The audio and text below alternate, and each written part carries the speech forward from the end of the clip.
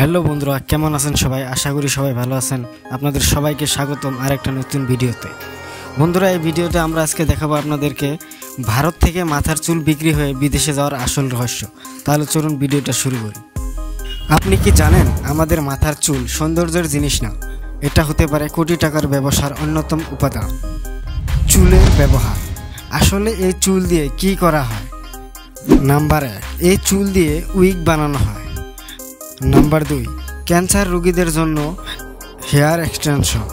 Number 3, fashion ইন্ডাস্ট্রিতে extra hair style. আর number 4, এমনকি কিছু কিছু জিনিসে শিল্প কারখানাতেও চুল ব্যবহার করা হয়।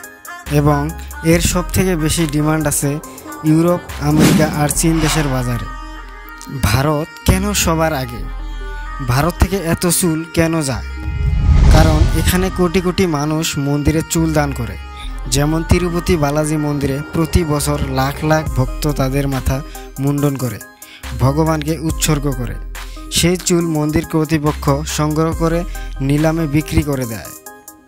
একটা মজার তথ্য হলো, তিরুপতি মন্দির থেকে বছরে প্রায় 100 কোটি টাকার চুল বিক্রি হয়। টাকার হিসাব।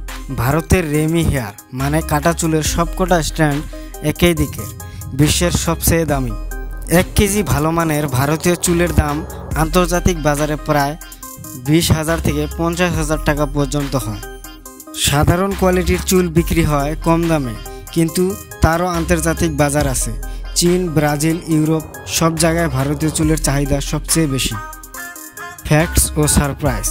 ভারতে প্রতি বছর কয়েক হাজার টন চুল বিদেশে এক্সপোর্ট হয়।